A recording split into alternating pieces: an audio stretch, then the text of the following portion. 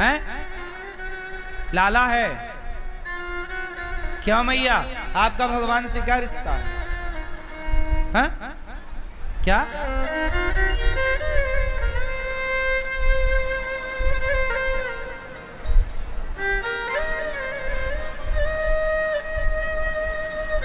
मैया सुनो, हम सब लोग क्या कहते हैं, देखो आप लोग इतना देर लगा रहे हैं, इतनी देर होनी ना चाहिए।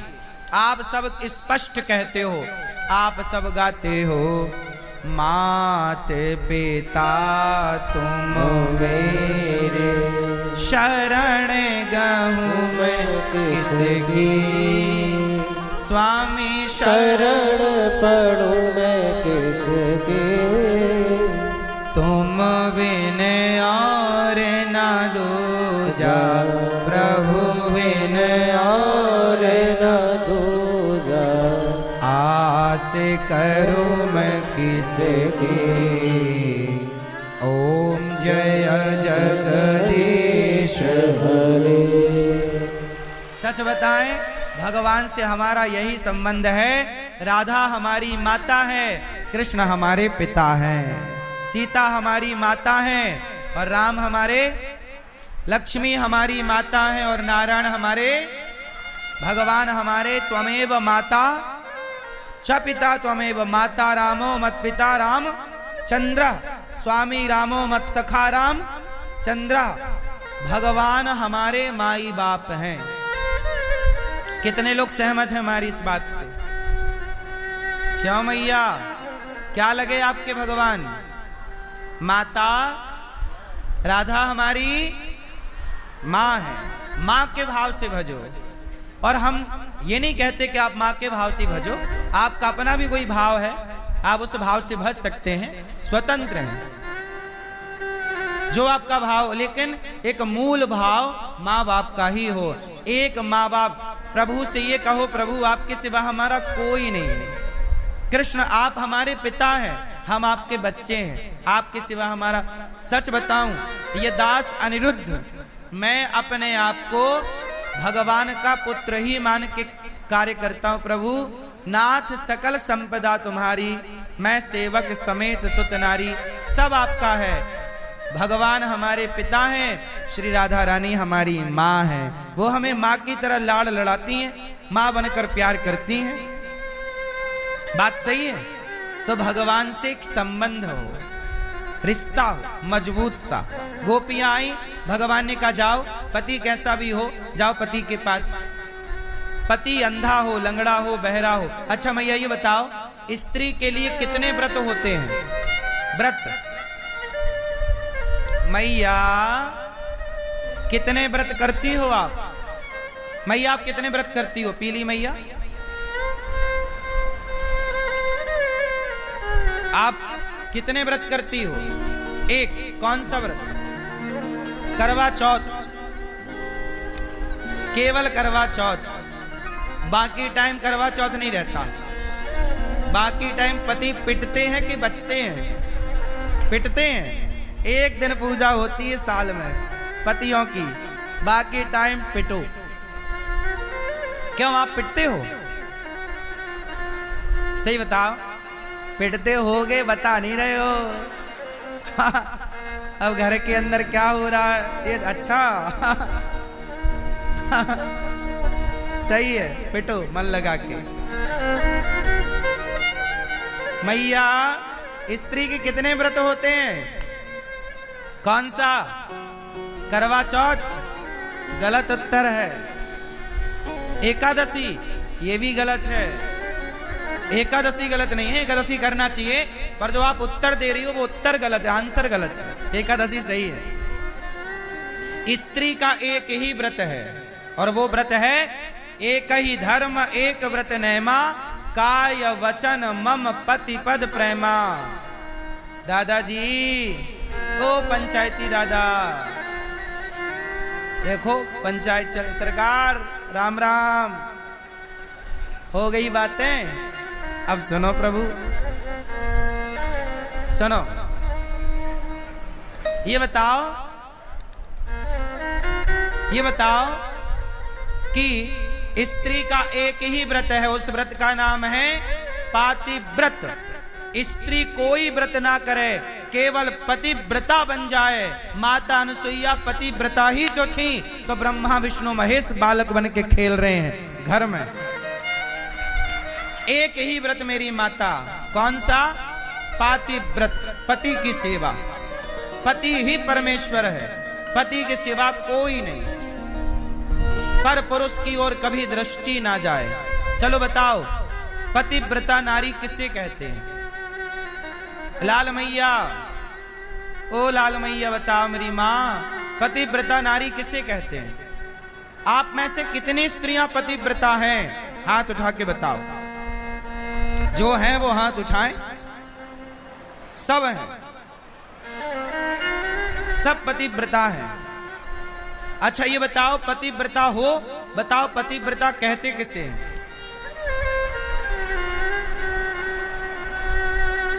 बताओ मेरी माँ। मैया क्या बोलती तू? स्त्री को पतिव्रता कहते हैं। पतिव्रता किसे? जो अपने पति के सिवा, ध्यान से सुनना, जो अपने पति के सिवा कभी पर पुरुष को गलत भाव से ना देखे। देखे तो पिता के रूप में, बड़ा है तो बराबर का है तो भाई, छोटा है तो पुत्र, इस भाव से अपने पति के सिवा पर पुरुष में कभी मन ना जाए, उस नारी का नाम पतिव्रता नारी है। वो पतिव्रता।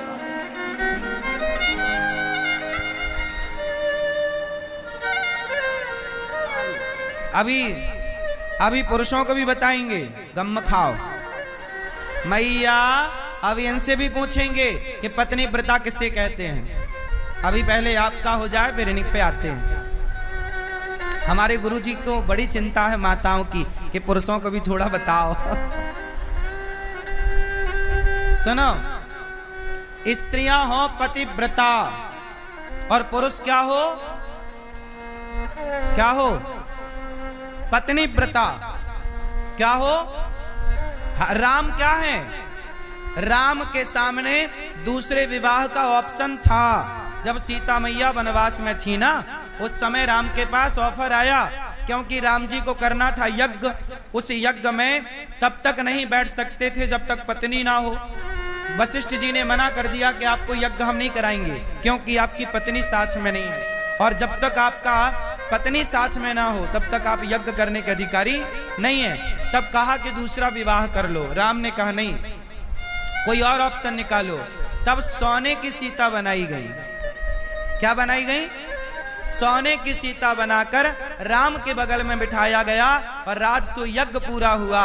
लेकिन राम जी ने सीता माता के सिवा सपने में भी पराई स्त्री का चिंतन नहीं किया। ये पत्नी व्रता है, राम मर्यादा पुरुषोत्तम। तो केवल नारी पतिव्रता हो, पुरुष पत्नी व्रता ना हो तो भी तो गलत है ना। सीता, आप कितने लोग चाहते हैं कि मेरी पत्नी सीता जैसी हो? हाथ उठाओ पुरुष, कितने लोग चाहते हैं? तो सुनो, सीता जैसी पत्नी चाहिए तो सीता राम को मिलती है, रावण को नहीं मिलती। आपको भी राम बनना पड़ेगा। पत्नी व्रता। क्यों? आप पत्नी व्रता हो, सही, पर आप पत्नी के सिवा और किसी को तो नहीं देखते। पड़ोसन को देखते हो? हाँ, माँ देखो, पर कैसे? माता, बहन, बेटी, इस भाव से। पर नारी पैनी छुरी, पर नारी पैनी छुरी, तीन तरफ से खाए, धन हरे, यौवन हरे और घोर नरक ले जाए। पराई नारी के चक्कर में पड़ गया रावण, सर्वनाश हो गया। रे बाबा तेरा क्या होगा रे कालिया, पड़ेगा तो। रावण जैसे लंकापति का नाश हो गया पराई औरत के चक्कर में। बोलो हाँ। इसलिए सपने में भी पर नारी का चिंतन ना हो, सपने में भी पराई स्त्री का चिंतन ना हो, और मैया सपने में भी पराय पुरुष का चिंतन ना हो। अब मैं आपको बताता हूं पातिव्रत की महिमा। पद्म पुराण में कथा आती है पातिव्रत महिमा की। कहो तो सुनाओ। सुनो, एक कथा है, बड़ी अच्छी है, आप सबको सुनना चाहिए और समझना चाहिए और इस रास्ते पर चलना चाहिए। सुनो मैया, एक पत्नी थी, ये कथा पद्म पुराण की है। एक पत्नी थी और पत्नी का पति जो था वो कोढ़ से ग्रसित हो गया। शादी हुई, शादी के कुछ महीनों बाद उसके पति को एक बीमारी लग गई जिसे कोढ़ का रोग कहते। कोढ़, कोढ़ मतलब पूरे शरीर में ना मावाद बनने लग गई, गल गल के चमड़ी गिरने लग गई। मावाद के कारण पूरा शरीर दुर्गंध से भर गया। पर वो नारी बड़ी पतिव्रता थी। अपने पति को वो रोज कपड़े से पोंछकर उसको नहला धुला करके और पति की सेवा करती। भोजन बनाए, भोग लगाए, भगवान को, पति को भोग लगाए, फिर प्रसाद पाए। बड़ी पतिनिष्ठ पत्नी थी और पति एक नंबर का दुष्ट। वो कोढ़ी तो था लेकिन एक और गलत आचरण था उसके अंदर। क्या? एक दिन क्या हुआ कि वो कोढ़ी बाहर बैठा था आंगन में, तो सड़क से ना एक सुंदर स्त्री जो कि वहां की एक नर्तकी थी, नाचने वाली, वो राजा के दरबार में नाचा करती थी। तो आज सज सवर के वहां से गुजरी और जय हो जाए। जब नर्तकी सज सवर करके गुजरी तो उस कोढ़ी ने उसे देखा, और कोढ़ी ने जब देखा तो उसका मन उसमें आ गया। कहा वाह, जय हो पूजा, जय जय, सब संतन की जय, सब आचार्य चरणों के चरणों में दास का कोटि कोटि नमन, सब ब्रजवासियन की जय। विराजे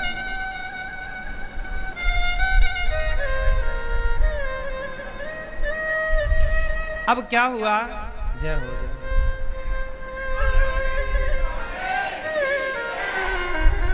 अब क्या हुआ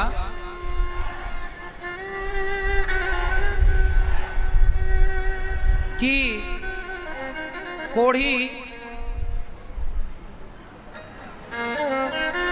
कोढ़ी एक दिन आंगन में बैठा, नर्तकी वहां से गुजरी, उसकी सुंदरता को देख करके वह कोढ़ी ऐसा मोहित हुआ, वो महिला उसके चित्त में उतर गई।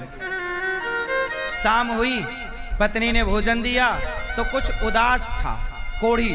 तो पत्नी ने पूछा कि स्वामी आज आप उदास नजर आ रहे हैं। पत्नी तो पत्नी है ना, मन की बात जान लेती है, पतिव्रता होए तो पति के मन में क्या जान लेती है। जान गई, स्वामी आज उदास परेशान हो, क्या हुआ?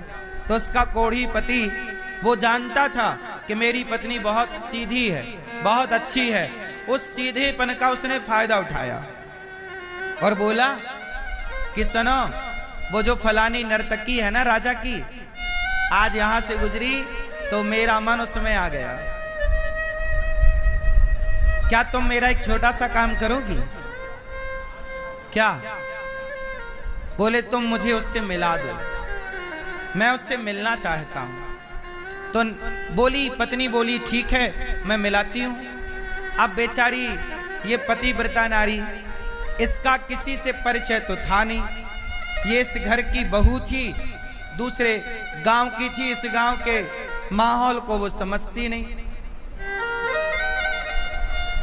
अब हुआ क्या कि ये पतिव्रता नारी उस नर्तकी के घर जाकर सवेरे सवेरे कभी उसके बर्तन धुलाए, कभी उसके घर में झाड़ू लगा आए। तो एक दिन नर्तकी ने देखा कि मेरे घर में झाड़ू कौन लगा रहा, बर्तन कौन धुल रहा। उसने पूछा कि बहन आप तो बड़ी पतिव्रता हो, मैं जानती हूँ कि आप बड़ी पतिव्रता नारी हो, आपके पति को कोढ़ का रोग है, फिर भी आप पति की बड़ी निष्ठा से सेवा करती हो। तो आप मैं तो बड़ी पापनी हूँ, मैं तो राजा के दरबार में नाचती हूँ, और मैं तो अच्छा सच कहूँ तो वो नारी जो नर्तकी थी वह एक वेश्या ही थी।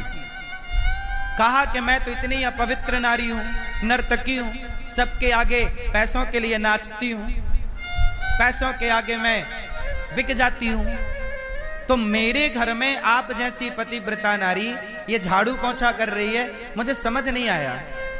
तब इस पतिव्रता नारी ने कहा कि देवी, मेरा जो पति है ना, मेरे पति का मन आप में लग गया है, तो मैं चाहती हूं कि एक बार आप मेरे पति को संतुष्ट करें। अब देखो, एक पत्नी दूसरी स्त्री से कह रही है कि हमारे पति का मन आप में आ गया, और कहीं आप लोगों का किसी में आया होता और आपकी पत्नी को पता लगता तो 2-3 दांत तोड़ देती। हाँ या ना? अब वो पतिव्रता नारी बोली कि मैं आपसे प्रार्थना करती हूं कि आप मेरे पति से मिल लो। तो वो नर्तकी बोली, एक काम करना, आप कल शाम को अपने पति को मेरे पास भेज देना, शाम को 7 बजे, सूर्यास्त होने के बाद। ठीक। अब ये पतिव्रता नारी खुशी खुशी आई और खुशी खुशी आके बोली अपने पति से, कल शाम को सूर्यास्त के बाद आप चले जाना। वो मान गई है, तैयार है आपके लिए। अब तो ये आदमी फूल के गुब्बारा हो गया कि चलो अपना काम तो हो गया। अब देखो, दूसरा दिन आया। अब ये कोढ़ी आदमी था, पूरे शरीर से दुर्गंध आती, लेकिन इसका मन भी देखो कितना गंदा है। अपनी पत्नी को छोड़कर पराई औरत में इसका मन लग रहा है। अब ये सज सवर के कोढ़ी आदमी जैसे ही घर से निकला, संयोग देखिए, इसका पांव पत्थर से टकराया, और पत्थर से टकराया और गिर गया, और गिरा तो इसके पांव में इस तरह की मोच आ गई, पांव ऐसा मुड़ा कि ये एक पग चल ना पाया। अब ये लगा रोने, अब मैं कैसे जाऊं, मैं तो चल नहीं पा रहा हूं, अब मैं कैसे जाऊं, मेरा तो सपना जैसा का तैसा रह गया। रोने लगा। तो पत्नी बोली, आप रोइए मत, मैं आपको लेकर चलती हूं। पर पत्नी पकड़ कर चले तो भी उसका बैलेंस ना बने, एक पांव भी उसका जमे ना, ऐसा गिरा कि दोनों पांव में मोच आ गई। एक में आई होती तो चलो, ये ईश्वर की देखिए मर्जी देखो, मतलब भगवान भी चाहते हैं कि तू पराई औरत के चक्कर में ना पड़, पर होना कुछ और था। जब वो रोया कि मैं तो एक पग नहीं चल पा रहा हूं, तो पत्नी बोली, स्वामी आप चिंता ना करो, ऐसा है कि आप मेरे कंधे पर बैठ जाओ। अब सोचिए, एक पत्नी अपने पति को कंधे पर बिठाई और पराई औरत के पास ले जा रही है, क्योंकि पति का मन है। नर्तकी के पास ले जा रही है क्योंकि पति का मन है। चली, पर पत्नी को लगा मैं गांव के भीतर से जाऊंगी तो सारा गांव पूछेगा कि पति को कंधे में बिठा के कहां ले जा रही हो। तो वह जंगल के रास्ते से चली। कौन से रास्ते? जंगल के रास्ते चली। और जब जंगल के रास्ते चली तो वहां पर रास्ते में गुरुजी मांडव्य ऋषि का आश्रम था। कौन से ऋषि का? आज भी मध्य प्रदेश में नर्मदा के किनारे मांडव स्थान है, मालवा क्षेत्र में, वो उन्हीं संत के नाम से, मांडव ऋषि के नाम से वो स्थान है। वो घटना वहीं की है, नर्मदा तट की। अब वो पत्नी चली अपने पति को कंधे पर बिठाए। अच्छा, भागवत जी में भी ये छोटी सी कथा मांडव ऋषि की कि कुछ चोरों ने, जब विदुर जी का प्रसंग आता है कि विदुर जी यमराज बने, तो विदुर जी को श्राप मिला था पिछले जन्म में। यमराज को श्राप मिला था कि जाओ, आपको न्याय करना नहीं आता, क्योंकि मांडव ऋषि थे। उनके साथ एक घटना घट गई। जंगल में तपस्या कर रहे थे, एक राजा का धन चोरों ने चुराया। एक राजा का धन चोरों ने चुराया और चोर भागे। चोरों के पीछे सिपाही पड़ गए। सिपाहियों ने चोरों को बस पकड़ ही लिया तो चोर डर के मारे मांडव ऋषि के आश्रम में सारा चुराया हुआ धन फेंक दिया और जंगल में जाके छिप गए चोर। सिपाहियों ने सारा धन संत के आश्रम से बरामद किया तो सिपाहियों को लगा कि ये साधु चोर है, तो मांडव ऋषि को सूल पर चढ़ा दिया। सूल जानते हैं, एक होती है सूली फांसी, एक सूल कांटे की तरह पहना, जमीन पे गाड़ा और बाबा जी को बिठा दिया। अच्छा, बाबा जी की समाधि लगी, बार बार सेना चिल्लाए कि चोर है, पर बाबा जी की समाधि इतनी पक्की, असली साधु समाधि खुली नहीं, तो बाबा जी को बिठा दिया सूल के ऊपर। सूल नीचे से चुभता हुआ बाबा जी के सिर से निकल गया, पर बाबा इतने पक्के कि ना बाबा मरे, ना बाबा को कष्ट हुआ, ना बाबा की समाधि खुली, और मांडव ऋषि सूल पर लटके रहे। अब आगे सुनो कि जब मांडव ऋषि सूल पर लटके, उसी समय ये स्त्री पति को कंधे पर बिठा कर गई। रात हो रही थी, मांडव ऋषि सूल पर लटके। तभी क्या हुआ कि पत्नी जब गई तो इसके पति का सिर बाबा जी के पांव से टकरा गया। मांडव ऋषि के चरण, पति कंधा में बैठा तो पति ऊंचा हो गया ना, लंबाई बढ़ गई, 7-8 फीट हो गया, तो बाबा जी के पांव से पति का कोढ़ी का सिर टकराया तो बाबा जी की समाधि खुल गई। बाबा जी की समाधि खुली तो बाबा जी ने श्राप दे दिया कि जिसने मेरी तपस्या भंग की, सूर्य उदय होते ही वो मर जाए। अब लो भैया, वो कोढ़ी तो वैश्या को भूल गया, रोने लग गया, मैं तो गया, बाबा जी ने श्राप दे दिया। अब तो लगा रोने। तब उसकी पत्नी ने कहा, सुनिएगा, पत्नी ने कहा पति से, प्रभु आप रोइए मत, बाबा जी ने कहा है कि सूर्य उदय होते ही आपकी मृत्यु होगी। उस पतिव्रता नारी ने कहा कि हे सूर्य, यदि मैं पतिव्रता हूं तो जब तक मैं आज्ञा ना करूं आप उदय मत होना। लो भैया, कई दिन बीत गए, अर्थात कई रात बीत गई, कई घंटे बीत गए, हाहाकार मच गया प्रकृति में कि सूर्य भगवान का पता नहीं कहां चले गए। अब बाबा जी की समाधि खुल चुकी थी। बाबा जी ने देखा कि मैं सूल पर लटका हूं, यमराज को बुलाया, यमराज जी यहां आओ, ये बताओ कि मैंने ये सूल पर मुझे क्यों लटकाया गया, मैंने कौन सा पाप किया। तब यमराज जी ने कहा कि जब आप 4 साल के बच्चे थे, लगभग 4 साल के, तब आपने एक तितली को, एक छोटे से कीड़ा को कांटा चुभा दिया था।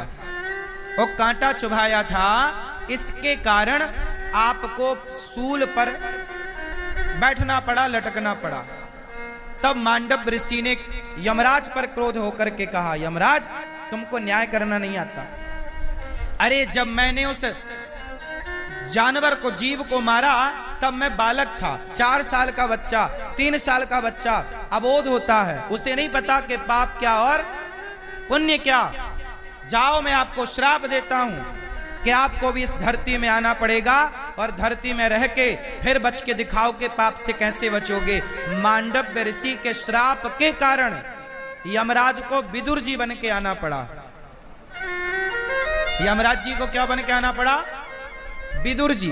विदुर जी साक्षात यमराज के अवतार हैं। दूसरा, मांडव ऋषि ने कहा कि आज के बाद संशोधन किया जाए यमराज के कानून में। क्यों? बोले 5 साल के बच्चे से कोई भी अपराध हो, वो अपराध बच्चे का नहीं, उसके माँ बाप का माना जाएगा। इसलिए छोटे छोटे बच्चे चींटियों को मारते रहते हैं, कीड़ा मकोड़ा मिल जाए तो मारते रहते हैं। छोटे बच्चों को 5 साल तक बच्चों को पाप नहीं लगता, कोई भी काम करें, लेकिन उनका पाप उनके माँ बाप को लगता है। इसलिए बच्चे कोई भी गलत काम करें तो माँ बाप को रोक देना चाहिए। ठीक है, ये मांडव ऋषि के श्राप के कारण संशोधन हुआ और नया यमराज ने प्रस्ताव रखा और पारित हुआ। तो ये रही ये बात। अब वो पतिव्रता नारी बोली कि सूर्य भगवान आएंगे ही नहीं तो मेरे पति मरेंगे नहीं। लो भैया, हाहाकार मच गई, पति जिंदा है, सूर्य भगवान का पता नहीं। ब्रह्मा विष्णु महेश आए। सोचिए, एक नारी के कारण, उसका पति तो दुष्ट था, पराई औरत के चक्कर में पड़ा, लेकिन पत्नी बड़ी पतिव्रता थी। उसने, भगवान आए, ब्रह्मा विष्णु महेश आए, कोई समाधान नहीं निकला। तब माता अनसुईया जी आई और माता अनसुईया ने कहा कि बहन, तू सूर्य भगवान को आने दे, मैं तेरे पति को जीवन दान दूंगी। जैसे ही पहली किरण पड़ी, मांडव ऋषि के श्राप से उसके पति की मृत्यु हो गई। अनसुईया माँ ने कहा कि मैं सच्ची पतिव्रता हूं, तो इसका मरा हुआ पति जीवित हो जाए। अनसुईया माँ ने कहा, वो जीवित भी हुआ, कोढ़ का रोग था, सुंदर भी हो गया, और उसके मन में जो मलिनता थी पराई स्त्री के लिए वो समाप्त हो गई, और दोनों विमान पर बैठ के भगवत धाम चले गए पति पत्नी। ये छोटी सी कथा ये सिखाती है कि चलो, माना कि पुरुष गलत है, गलत होना नहीं चाहिए, पुरुष को भी गलत नहीं होना चाहिए, मर्यादा में रहो।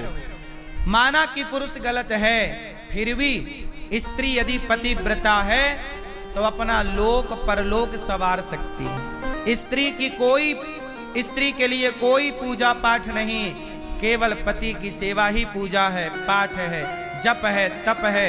माता अनसुईया इसका उदाहरण है, माता सीता इसका उदाहरण है। और तो छोड़ो, मेघनाथ की पत्नी भी बड़ी पतिव्रता थी।